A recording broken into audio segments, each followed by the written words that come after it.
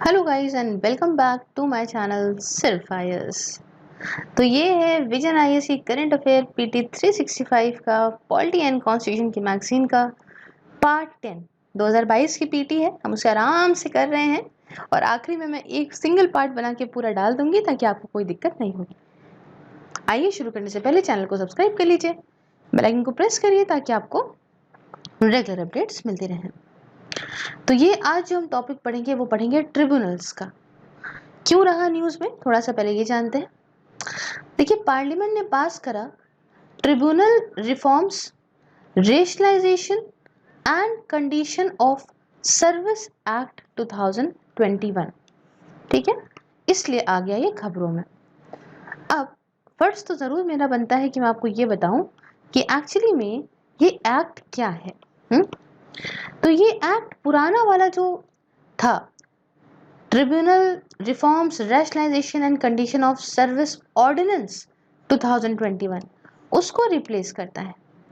कुछ हाइलाइट्स के तौर पे चीज़ें बताना चाहूँ तो एक्ट यहाँ पे डिसॉल्व करता है कुछ एग्जिस्टिंग एपिलेट बॉडीज को अंडर वेरियस एक्ट और ट्रांसफर करता है उन सभी के फंक्शंस दूसरी एग्जिस्टिंग जुडिशियल बॉडीज को।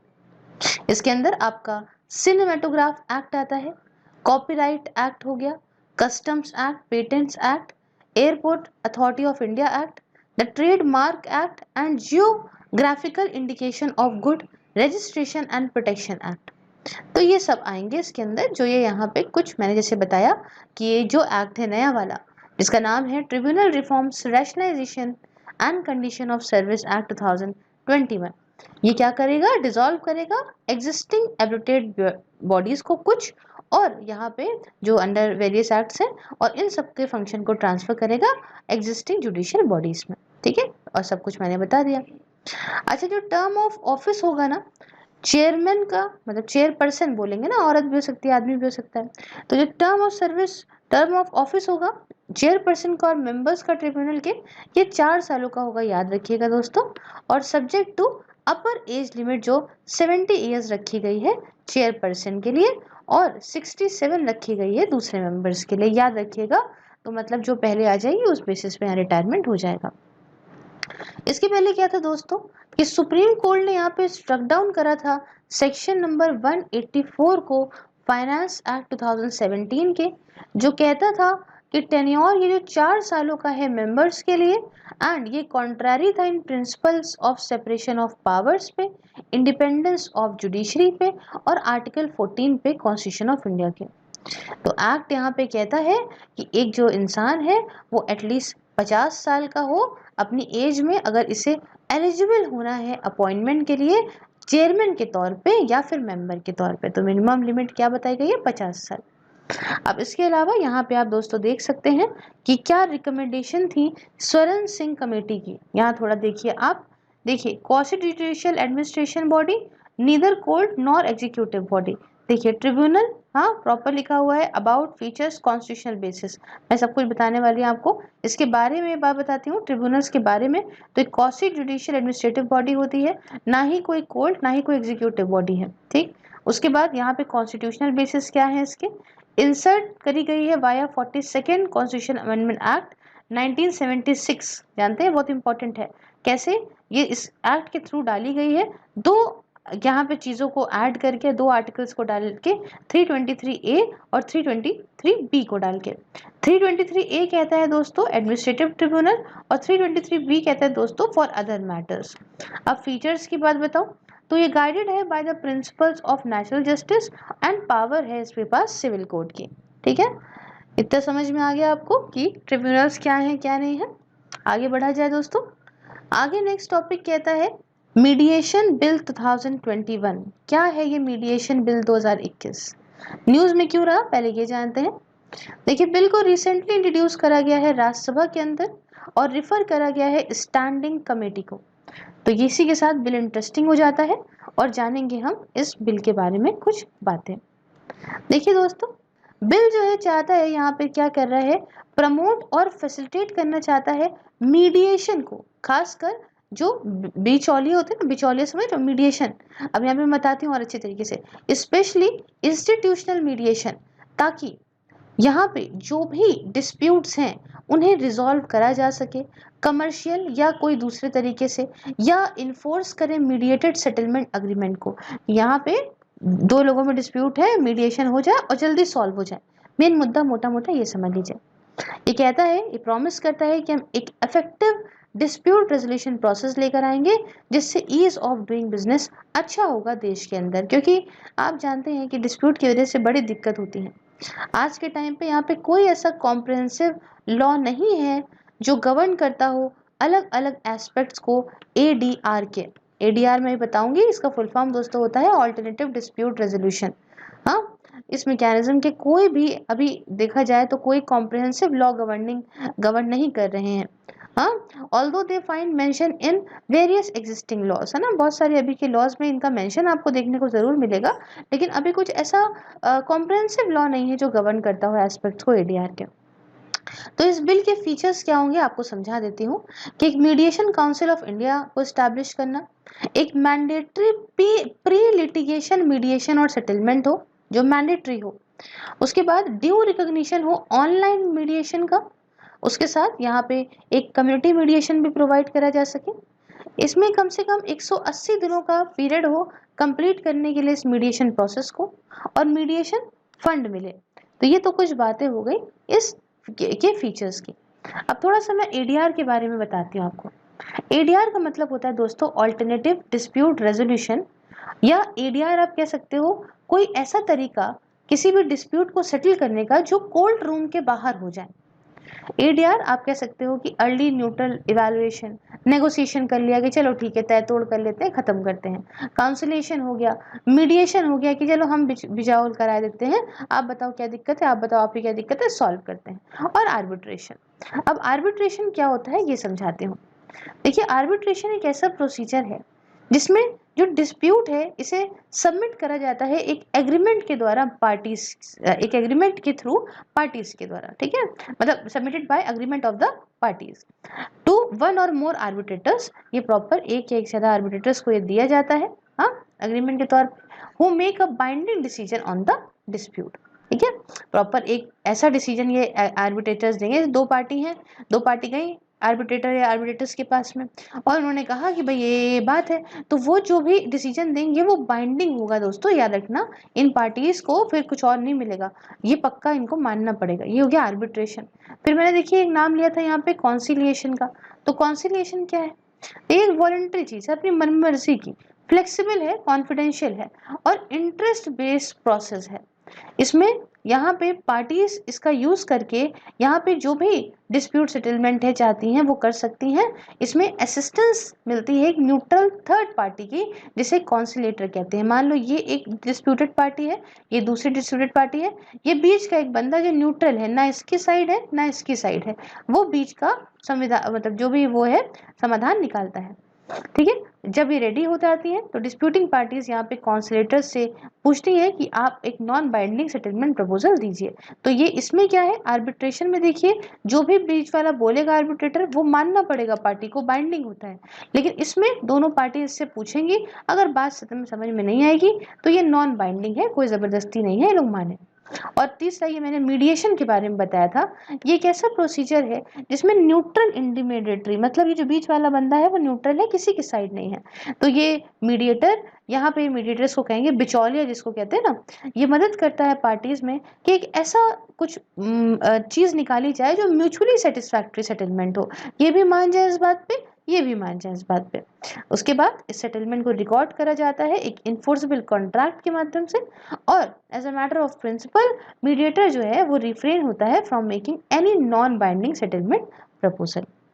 तो ये यहाँ पे हमने आपको चीजें बताई। अब एक चीज जो आपको मैंने नहीं बताई और मैं बताने वाली हूँ वो है कुछ रिलेटेड न्यूज। तो ये थोड़ा गौर से समझिएगा, काफी कुछ है रिलेटेड न्यूज में आज हमारे पास जानने के लिए दोस्तों। देखिए, चीफ जस्टिस ऑफ इंडिया ने एक विजन और मिशन स्टेटमेंट रिलीज करा national legal service authority NALSA का, और यहाँ पे लीगल सर्विस ऐप का। नालसा को बनाया गया था under legal services authority act 1987 के तहत, ताकि ये फ्री सर्विसेज दे वीकर सेक्शंस को, गरीब जो तबका है उसको, ताकि ये लोक अदालत को ऑर्गेनाइज कर सके for amicable settlement of disputes. ठीक है। 1976 की बात है दोस्तों, जब सरकार ने इंसर्ट करा आर्टिकल नंबर 39A, जिसमें विद 42nd अमेंडमेंट एक्ट के माध्यम से, जो डायरेक्ट करता था स्टेट को to provide free legal aid by suitable legislation या फिर स्कीम के माध्यम से। और इसी के साथ पार्लियामेंट ने लीगल सर्विस अथॉरिटी एक्ट 1987 दोस्तों पास कर दिया। ठीक है। आइए कुछ बातें इस लोक अदालत के बारे में आपको बताती हूँ। देखिए, ये one of the alternative dispute redressal mechanism होता है। ये एक ऐसा फोरम है जहाँ पे डिस्प्यूट्स हों या केसेस हों जो कि कोर्ट के सामने पेंडिंग होते हैं या प्री लिटिगेशन स्टेज में होते हैं, इन्हें सेटल और कॉम्प्रोमाइज किया जाता है। लोक अदालत कभी भी स्टैट्यूटरी स्टेटस नहीं दिया जाता under the LSA, legal services authorities act के तहत। और अंडर LSA अवॉल डिसीजन जो लोक अदालत करती हैं, ये डीम्ड होता है to be degree of civil service, civil servant, ऐसे सॉरी सिविल कोड, सॉरी, जैसे सिविल कोड का ऑर्डर होगा ना, उसी के बराबरी समझ लो लोक अदालत का भी यहाँ पे जो भी निकालेंगी वो अवार्ड वगैरह इसी के होगा। और ये फाइनल है, बाइंडिंग है सारी पार्टीज पे, आप कोई अपील नहीं कर सकते अगेंस्ट सच एन अवार्ड जो कि कोर्ट ऑफ लॉ के सामने है।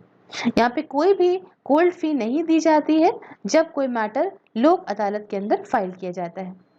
देखिए दोस्तों, रीसेंट जजमेंट में सुप्रीम कोर्ट ने कहा कि लोक अदालत के पास कोई भी जुरिस्डिक्शन नहीं है इस बात को डिसाइड करने का, in the two decide the matter on merits. एक बार सेटलमेंट या कॉम्प्रोमाइज फेल हो गया तो लोक अदालत को वापस से केस कोर्ट को देना होगा जहां से इस रेफरेंस को उन्होंने लिया था। अब देखिए, United nation convention on international settlement agreements resulting from mediation, जिसे हम लोग सिंगापुर कन्वेंशन ऑन मीडिएशन भी कहते हैं दोस्तों, ये भी फोर्स में आया और इंडिया ने अप्रूव करा साइनिंग कन्वेंशन को जुलाई 2019 में। इसके साथ रिसेंटली मैं बताऊं तो इंडिया सिंगापुर मीडिएशन सबमिट भी हुई थी, जिसमें यहाँ पे सबमिट को एड्रेस करते वक्त चीफ जस्टिस ऑफ इंडिया ने कहा था कि एक यहाँ पे कॉल करा था फॉर प्रिस्क्राइबिंग मीडिएशन, एक मतलब ये कहा था कि मीडिएशन जो है एक मैंडेटरी फर्स्ट स्टेप हो किसी भी यहाँ पे दो डिस्प्यूटेड पार्टीज जो भी हैं उनके रिजोल्यूशन के लिए। ये एक फर्स्ट यूएन ट्रीटी है जिसे सिंगापुर के इसमें रखा गया है नाम पे। और जो कन्वेंशन है ये इंस्ट्रूमेंट है ताकि यहाँ पे इंटरनेशनल ट्रेड और प्रमोशन जो मीडिएशन का है उसे प्रॉपर हम और बढ़ा सकें एज एन ऑल्टरनेटिव और इफेक्टिव मेथड के तौर पे ट्रेड डिस्प्यूट को सॉल्व करने के लिए। दोस्तों, ये भी माना जा रहा है कि हम एक सर्टेनिटी और स्टेबिलिटी लेकर आएंगे इंटरनेशनल फ्रेमवर्क में मीडिएशन के, और इसीलिए अगर हम सस्टेनेबल डेवलपमेंट गोल्स में कंट्रीब्यूट करते हैं, मेनली हम SDGs 16 में कंट्रीब्यूट करेंगे। इसका मतलब 16 क्या कहती है, जो हमारा सस्टेनेबल डेवलपमेंट गोल 16 है, वो कहता है ना peace, justice, a strong institution को, तो इसमें भी हम कंट्रीब्यूट कर पाएंगे। अब यहाँ पे दोस्तों जो इंडिया है, इंडिया के अंदर मीडिएशन दो कैटेगरी में डिवाइडेड है। पहला, जो कोर्ट के द्वारा रिफर किया जाता है मीडिएशन, मतलब कोर्ट भी अपने पास पेंडिंग केस को मीडिएशन के लिए रिफर कर सकता है इंडिया के अंदर under the code of civil procedure 1908 के तहत। मीडिएशन और कॉन्सिलिएशन प्रोजेक्ट कमेटी को इस्टेब्लिश करा गया सुप्रीम कोर्ट के द्वारा दोस्तों 2005 में, ताकि वो इफेक्टिव इम्प्लीमेंटेशन मीडिएशन का देख सकें। और दूसरा होता है प्राइवेट मीडिएशन। इसमें क्वालिफाइड पर्सनल काम करते हैं मीडिएटर्स के तौर पे on a fixed free basis. अब यहाँ पे कुछ पर्सनल एलिजिबल फॉर गेटिंग, मतलब अगर कोई बंदा एलिजिबल है फ्री लीगल सर्विस के लिए तो उसमें क्या क्या आता है देखिए। विमेन एंड चिल्ड्रन आते हैं, सुप्रीम कोर्ट मेंबर्स आते हैं SC और ST के, इंडस्ट्रियल वर्कमैन आते हैं, विक्टिम्स आते हैं ट्रैफिकिंग के ह्यूमन बींग्स या बेगर्स, विक्टिम्स आते हैं mass disaster, violence, flood, drought, earthquake, industrial disaster वगैरह के, डिसेबल पर्सन आते हैं, पर्सन इन कस्टडी आते हैं, और एक ऐसा पर्सन जिसकी एनुअल इनकम 5 लाख से कम है और अगर इसका केस जो है वो सुप्रीम कोर्ट के सामने है। याद रखिएगा, सीनियर सिटीजन जिनकी एलिजिबिलिटी है फ्री लीगल एड के लिए, वो डिपेंड करता है जो रूल बनाए गए हैं रिस्पेक्टिव स्टेट गवर्नमेंट के द्वारा इस रिगार्ड में। तो ये हो गया हमारा मीडिएशन बिल 2021 के बारे में। बढ़ते हैं नेक्स्ट टॉपिक की तरफ। Judicial infrastructure in India. तो भाई ये न्यूज में क्यों रहा, पहले ये जानते हैं। देखिए, चीफ जस्टिस ऑफ इंडिया ने प्रपोज करा जुडिशियल, ये जो national judicial infrastructure authority of India है, इसे बनाने को लेके। आप कहेंगे क्यों चीफ जस्टिस ऑफ इंडिया ने किसी चीज को कहा है बनाने के लिए? तो आइए हमको भी मैडम बताइए कि आखिरकार ये जो national judicial infrastructure authority of India है, ये क्या है? शॉर्ट फॉर्म में इसको बोलेंगे NGIAI। देखिए, इसका उद्देश्य ये है कि यहाँ पे जो कंट्रोल है बजटिंग का और इंफ्रास्ट्रक्चर के डेवलपमेंट का सब ऑर्डिनेट कोर्ट्स के इंडिया के अंडर, वो ये सारा कुछ ले ले। समझे? इसका ऑब्जेक्टिव है will be to take control of the budgeting and infrastructure development of subordinate courts in the country. Important features जो इस बॉडी के लिए प्रपोज करे गए हैं वो बात को बताती हूँ आपको। ये जो है स्टैब्लिश होगी on the national legal services authority, NALSA. हाँ, it will be establish on the NALSA model. ये नालसा मॉडल के हिसाब से होगी, जहाँ पे ये काम करेगी एक सेंट्रल एजेंसी के तौर पे with each state having its own state judicial infrastructure authority. NALSA यहाँ पे फ्री लीगल सर्विसेज देती है गरीब सेक्शन को, वीकर सेक्शन को सोसाइटी के, having overall national body along with similar entities at state and the district level पे। Chief justice of India यहाँ पे पैटर्न इन चीफ होंगे इसके, एंड ये and it would be placed under supreme court of India. इसे supreme court of India के अंदर place किया जाएगा, अनलाइक नालसा, क्योंकि नालसा को यहाँ पे लॉ एंड जस्टिस की मिनिस्ट्री के अंदर प्लेस किया जाता है, लेकिन NJIAI को सुप्रीम कोर्ट के अंदर प्लेस किया जाएगा। NJIAI में यहाँ पे कुछ फ्यू जजेस, हाई कोर्ट के जजेस भी होंगे मेंबर्स के तौर पे, और कुछ सेंट्रल गवर्नमेंट ऑफिशियल्स भी होंगे।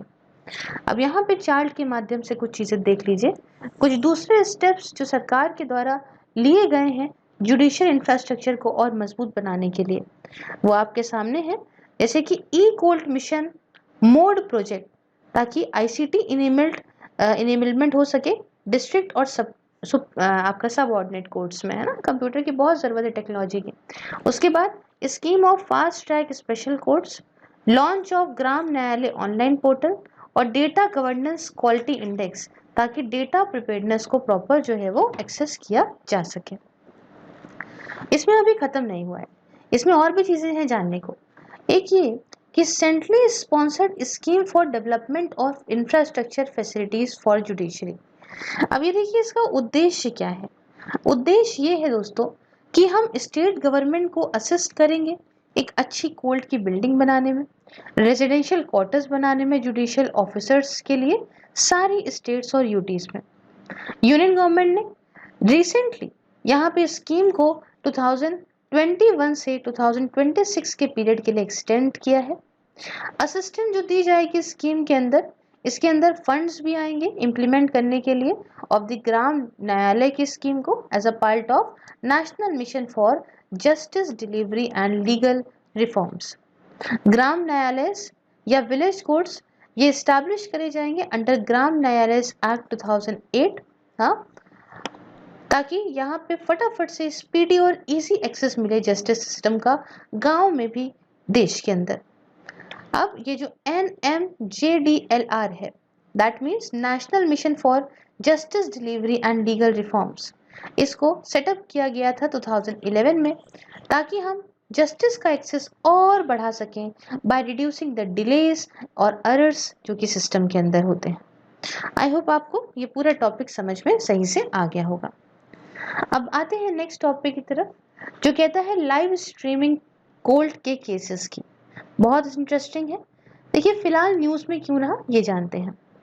देखिए, ई कमेटी ऑफ सुप्रीम कोर्ट ने रिलीज करा अपना draft model rules for live streaming and recording of court proceedings.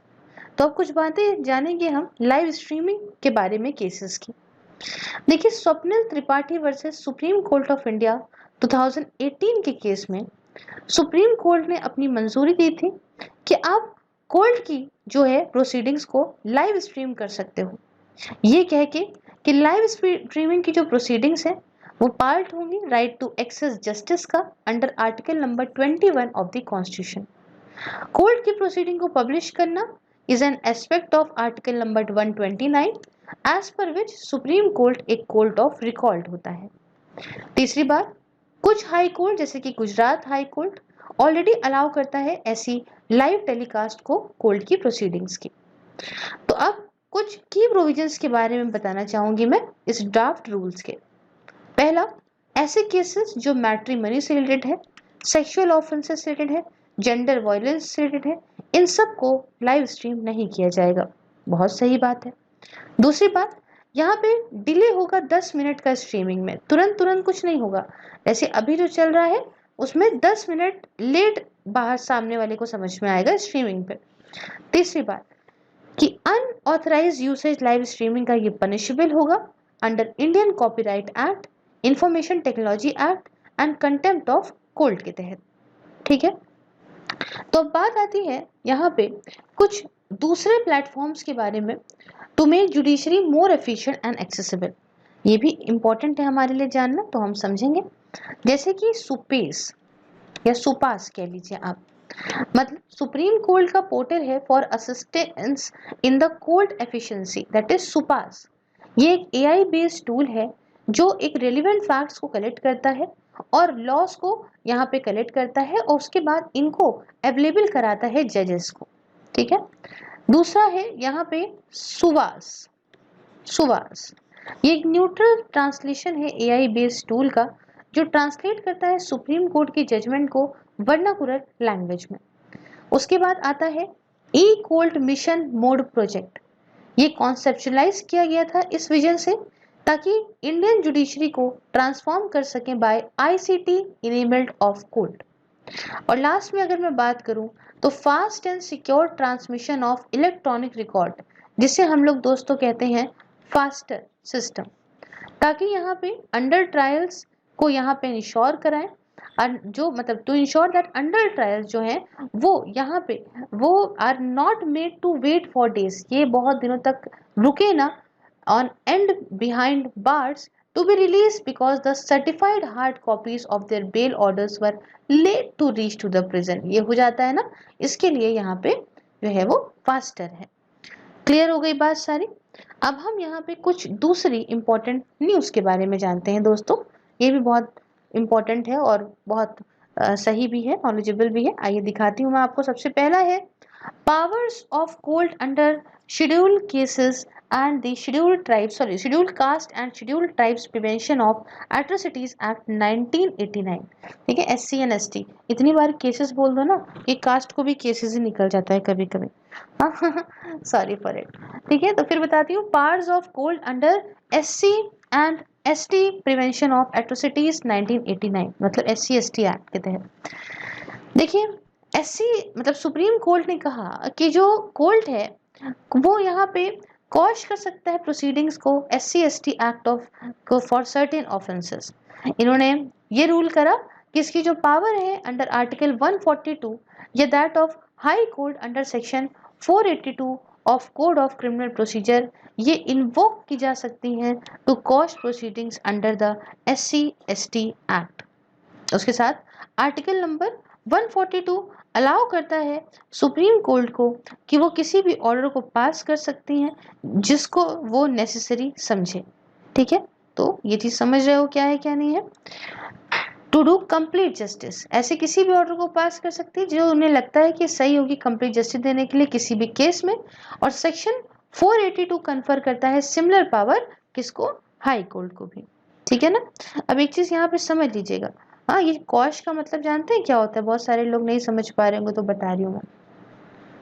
ठीक है, supreme court rule that powers under the article 142, ये जो पूरा लिखा हुआ है ना, इसमें लिखा है ना invoke to quash proceedings. Quash का मतलब होता है आधिकारिक निर्णय को रद्द कर देना, to say that an official decision is no longer true और लीगल। ठीक है, ये वाली बात होती है। मतलब अगर मैंने कब बता दूं भाई, किसी बच्चों को नहीं पता होगा तो बेचारे कहेंगे कॉश का कॉश ही बोल दिया। अच्छा, इसके बाद देखिए सुप्रीम कोर्ट ने कुछ सिचुएशन को यहाँ पे बताया है जिसमें क्वेश्चनिंग पावर जो है वो इन्वोक हो सकती है। जैसे कि जहां पे ऐसा लगे कोर्ट को कि जो ऑफेंस है वो एक प्राइमरली प्राइवेट है या सिविल है नेचर में। दूसरी बात, ऐसा लगे कोर्ट को कि यहाँ पे कोई दैट हैज नॉट बीन, मतलब जो ऑफेंस है वो नहीं करा गया, कमिट नहीं हुआ है on account of caste of a victim. और तीसरा कि ऐसा लगे कोर्ट को कि जो ऑफेंस है जहाँ पे जो कॉन्टिन्यूएशन है लीगल प्रोसीडिंग्स का would be an abuse to the process of law. तो यहाँ पे ऐसे टाइम पे ऐसी क्वेश्चनिंग जो क्वेश्चनिंग पावर्स है वो इन्वोक भी हो सकती हैं। अच्छा, अगर कोर्ट सेटिस्फाइड है कि ये जो अंडरलाइंग ऑब्जेक्टिव है SC/ST एक्ट का वो यहाँ पे वुड नॉट बी कंट्रावेंड या फिर ये डिमिनिश नहीं होगा, इवन इफ जो क्राइम है ये क्राइम इन क्वेश्चन गोज अनपनिश्ड। ठीक है, अभी यहाँ पे देखिए कुछ SC/ST एक्ट के बारे में बताना चाहती हूँ। ये एक्ट यहाँ पे रोक लगाता है कमीशन ऑफ ऑफेंसेस के ऊपर against the members of SC and ST और इस्टेब्लिश करता है स्पेशल कोर्ट्स को for the trial of such offences and the rehabilitation of victims. इसको अमेंड किया गया था 2018 में ताकि नलिफाई कर सके कंट्रोवर्शियल सुप्रीम कोर्ट के जजमेंट को that diluted the strictness power provisions of the act. Next बात करते हैं, आता है नेशनल कोर्ट ऑफ अपील। तो देखिए अटॉर्नी जनरल ऑफ इंडिया ने यहाँ पे नेशनल कोर्ट ऑफ अपील को पुश किया to relieve pressure on the, ताकि सुप्रीम कोर्ट पे प्रेशर लगाया जो है वो रिलीव किया जा सके। अब आइडिया जो है वो सामने रखा गया कॉन्स्टिट्यूशनल डे वायरेडिन for the revival of a 11 year old proposal. कि ये प्रपोजल क्या था कि आप 4 रीजनल NCA को बनाइए विद 15 जजेस ईच, हर में एक 15 जज होने चाहिए। आइडिया को सामने रखा गया था सुप्रीम कोर्ट के द्वारा ही, खुद के द्वारा ही 1986 में और लॉ कमीशन के द्वारा अपनी 229th रिपोर्ट में। आइए कुछ बताती हूँ प्रपोज्ड NCA के बारे में। NCA का मतलब क्या है? National court of appeal. देखिए नेशनल कोर्ट ऑफ अपील ये एक इंटरमीडिएट अपीलेटेड कोर्ट के तौर पे काम करेगा स्टेट के हाई कोर्ट और सुप्रीम कोर्ट के बीच में। इसके अंदर हर के अंदर 15 जजेस होंगे और ये फाइनल कोर्ट के तौर पे काम करेगा जस्टिस के लिए, जो अपील से डील करेगा from decisions of high court and tribunals within their region in civil, criminal, labour and revenue matters. Judgment इन सारे कोर्ट्स ऑफ अपील की ये फाइनल होंगी। हालांकि एस्टैब्लिशमेंट इसमें अभी भी कॉन्स्टिट्यूशनल अमेंडमेंट की जरूरत पड़ेगी। बढ़ते हैं नेक्स्ट टॉपिक की तरफ। दोस्तों थोड़ा सा सफाई करना जरूरी है। नेक्स्ट टॉपिक है नेशनल लिटिगेशन पॉलिसी। देखिए सरकार बना रही है एक नेशनल लिटिगेशन पॉलिसी और सरकार ने अभी इन्फॉर्म भी किया है कि जो ये पॉलिसी होगी ये अंडर कंसिडरेशन है, ताकि यहाँ पे गाइडलाइंस हो इसके अंदर for preventing, controlling and reducing litigation. पहले क्या था? पहले लॉ मिनिस्टर ने लॉन्च करी थी NLP 2010 में, जिसका पर्पस था कि सरकार यहाँ पे इन्वॉल्व नहीं होगी किसी ऐसे लिटिगेशन में, खासकर जहाँ पे स्टेक्स उसके हाई ना हो। तो पॉलिसी को इम्प्लीमेंट तो तब किया नहीं गया था। इम्पोर्टेंस क्या रहेगी इसकी? जो पॉलिसी इसका एम ये है कि यहाँ पे ट्रांसफॉर्म करे गवर्नमेंट को एक एफिशिएंट और एक रिस्पॉन्सिबल लिटिजेंट के तौर पे। गवर्नमेंट्स जो स्टेट्स के अंदर होती हैं और सेंटर के अंदर होती हैं, वो यहाँ देखें तो 46% ऑफ टोटल 3.1 करोड़ केसेस में लिटिजेंट हैं कोर्ट के अंदर, ranging from district to supreme court. Policy यहाँ पे ये वैल्यूएबल कोर्ट का टाइम जो है वो सेव करेगी। क्यों? इनेबल करेगी जो एवरेज पेंडेंसी केस है कोर्ट के अंदर वो कम हो जाए। 15 सालों से अभी क्या एवरेज क्या चल रहा है भाई देश के अंदर, अब 15 साल उससे घट के 3 साल हो जाए। बाप रे बाप। अब देखिए स्टेप्स क्या लिए गए हैं इस लिटिगेशन को कम करने के लिए। पहला है administrative mechanism for resolution of CPSE disputes. ये उसके बाद है commercial court act 2015 was amended in 2018 for institution mediation and settlement mechanism. उसके बाद यहाँ पे जो है वो तीसरा है, यहाँ वाला देखिए छोटा छोटा है लेकिन बता रही हूँ आपको क्या लिखा हुआ है इसके अंदर। ये है administrative mechanism for resolution of disputes for resolution of inter ministerial departmental dispute. और ये वाला जो है लिखा है इसमें legal information management and briefing system limbs, एक वेब प्लेटफॉर्म है। ये पर्पस इसका ये है मॉनिटर करना लिटिगेशन को या जो लिटिगेशन है यूनियन ऑफ इंडिया का उसको। तो ये पूरी कहानी हमने आपको इस पॉलिसी के बारे में बताई। अब उसके बाद नीचे देखिए आप टेली लॉ लिखा हुआ है। 1 सेकेंड, लेट मी बस क्लियर, घर में सफाई होना बहुत जरूरी है भाई। अब देखिए यहाँ पे लिखा हुआ है टेली लॉ। तो रिसेंटली क्या हुआ कि minister of law and justice ने लॉन्च करा citizen tele law mobile app को। टेली लॉ इनिशिएटिव है डिपार्टमेंट ऑफ जस्टिस का, डेवलप किया गया अंडर डिजिटल इंडिया स्कीम, ताकि प्री लिटिगेशन मैकेनिज्म को देश के अंदर और मजबूत बनाया जा सके। ऐप वर्जन जो सर्विस का है, इससे मदद मिलेगी बहुत ही तेजी में यहाँ पे दूर दराज तक पहुंचने की और ऑप्टिमाइज करने की citizen centric justice delivery mechanism को। टेली लॉ यहाँ लेवरेज करता है टेक्नोलॉजी को ताकि कनेक्ट कर सके बेनिफिशियरी को लॉयर्स के साथ में एक पैनल के तौर पे, ताकि लीगल एडवाइस मिल सके, कंसल्टेशन मिल सके और यहाँ पे पहले ही अर्ली रिड्रेसल हो जाए किसी भी दुख दर्द मतलब ग्रीवियंसेस का। अब कहानी आती है यहाँ पे मैरिटल रेप के बारे में। ये आजकल बहुत न्यूज में था, आपने भी इसके बारे में पढ़ा होगा। देखिए केरला के हाई कोर्ट ने यहाँ पे अपहेल्ड किया मैरिटल रेप को। हालांकि पेनलाइज नहीं किया गया इंडिया के अंदर, ये एक अच्छा ग्राउंड है क्लेम करने के लिए, बट डिवोर्स को लिए। तो अब सेक्शन नंबर 375 एक्सेप्शन है इंडियन पिनल कोड के अंदर, जो एग्जेम्प्ट करता है अनविलिंग सेक्सुअल इंटरकोर्स को हस्बैंड और वाइफ के बीच में over 15 years of age from section number 375 की जो डेफिनेशन है रेप की उसके से, एंड इसलिए इम्यूनाइज करता है ऐसे एक्ट को फ्रॉम प्रोसिक्यूशन। इंडिया एक लौते 36 मतलब is one of only 36 country है जहां पे मैरिटल रेप एक लीगल क्राइम नहीं है। लीगल प्रोविजन क्या अवेलेबल है औरतों को ये बताती हूँ। सेक्शन नंबर 498A डील करता है विद विमेन जो सब्जेक्ट है to cruelty by her husband या कोई भी रिलेटिव का जो भी हस्बैंड का हो।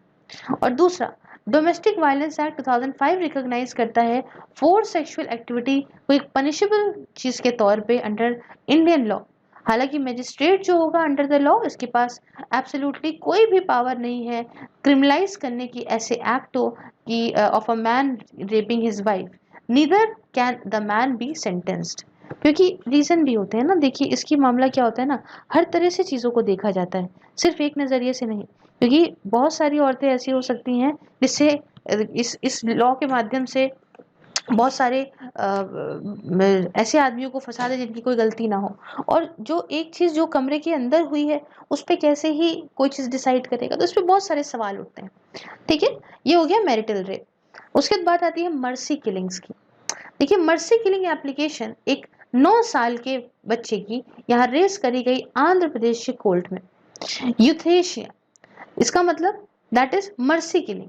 ये यहाँ पे रिफर करता है एक ऐसा तरीका जिससे पेनलेसली यहाँ पे किसी को मौत के घाट उतारा जा सकता है, putting to a death a person. या तो वो बहुत बूढ़ा हो या तो बहुत बीमार हो, ताकि उसको इतना ना झेलना पड़े, इतनी सफरिंग वो क्या झेलेगा। तो इसलिए यहाँ पे दिया जाता है यूथनेशिया कि धीमे धीमे धीमे धीमे वो खत्म हो जाए, मर जाए। अब यहाँ पे दो तरह की चीजें होती हैं यूथनेशिया में भी, एक होता है ये पैसिव, एक होता है एक्टिव। अब देखिए यूथनेशिया की शुरुआत कैसे हुई इंडिया के अंदर, आपको वो बताती हूँ। इन जियान कौर यहाँ पे देखिए, यहाँ पे जो है कि मर्सी किलिंग एप्लीकेशन है फॉर 9 ईयर ओल्ड, ये रेस करी गई है in the Andhra Pradesh court. ठीक है, अभी यहाँ पे समझिएगा कि केस क्या है। अच्छा, तो बैक टू टॉपिक आते हैं, इवोल्यूशन शुरुआत कैसी हुई यूथनेशिया की इंडिया के अंदर। देखिए in Gian Kaur versus state of Punjab 1994 में सुप्रीम कोर्ट ने कहा कि दोनों ही असिस्टेड सुसाइड और यूथनेशिया ये अनलॉफुल होते हैं। बेंच ने कहा कि जो राइट टू लाइफ है आर्टिकल नंबर 21 के तहत, इसके अंदर राइट टू डाई नहीं आता। और ये जो ओवर रूल है ना, ये बात को ओवर रूल करा the P Ratnam versus union of India case में गया, जिसने यहाँ पे सेक्शन नंबर 309 को स्ट्रक डाउन करा इंडियन पीनल कोड के, मतलब जो अटेम्प्ट टू सुसाइड होता है ये कहा एज एन अनकॉन्स्टिट्यूशनल। हालांकि बाद में फिर Aruna Shanbaug versus union of India case आया 2011 में। उसमें सुप्रीम कोर्ट ने कहा कि जो पैसिव यूथनेशिया है ये तो ठीक है, ये तो उस पर तो इसको मंजूरी मिल गई in case of exceptional circumstances और under strict monitoring of a apex court. ऐसा नहीं कि बस आजकल तो किसी को मौका दे दो, भले पैसिव का मतलब था कि धीमे धीमे धीमे धीमे, या फिर जैसे मान लो कि बहुत चीजें हैं मैं आपको बताऊंगी, है ना। तो जो है ऐसा नहीं कि अपना स्ट्रिक्ट मॉनिटरिंग होनी चाहिए अपेक्स कोर्ट के अंदर, बहुत चीजें। तो common cause versus UOI union of India case 2018 का रहा। उसमें सुप्रीम कोर्ट ने कहा कि फंडामेंटल राइट टू लाइफ और डिग्निटी के अंदर राइट टू रिफ्यूज ट्रीटमेंट और डाई विद डिग्निटी भी आता है। क्यों? क्योंकि जो फंडामेंटल राइट्स होते हैं ना ऑफ अ मीनिंगफुल एग्जिस्टेंस, इसके अंदर इंसान की चॉइस है कि वो बिना सफरिंग के डाई कर सके। और उसके बाद बात आती है एक्टिव और अग्रेसिव यूथनेशिया की। दूसरी तरफ ये अगर आप पेशेंट को किसी एक्टिव मीन्स से मार रहे हो, जैसे कि मानो कि पेशेंट को आपने इंजेक्ट कर दिया, कोई ऐसा लीथल डोज ड्रग की डाली जिससे उसकी सटाक से मौत हो गई, तो ये चीज गलत होती है, इसको मंजूरी नहीं दी गई है। याद रखिएगा कि इसमें सिर्फ पैसिव यूथनेशिया को दिया गया है, एक्टिव को थोड़ी ना कि लो तुरंत ही लगा के मार डाला था, ऐसे तो बड़े गड़बड़ी हो जाएगी इतनी पॉपुलेशन वाले देश में। तो यहाँ पे हमने पूरा पढ़ा है। अगर आपको अच्छा लगा do like share and subscribe. ऐसी वीडियोस देखने के लिए आप मुझे फेसबुक पे फॉलो कर सकते हो, लिंक डिस्क्रिप्शन बॉक्स में है। आप मुझे ट्विटर पे for the perfect news, Instagram पे for the current news and the questions, and Telegram पे फॉर द पीडीएफ्स ज्वाइन कर सकते हो। और मुझे आप सपोर्ट करने के लिए all the link are in description box. Thank you so much for watching. मिलते हैं नेक्स्ट वीडियो में। जय हिंद, जय भारत।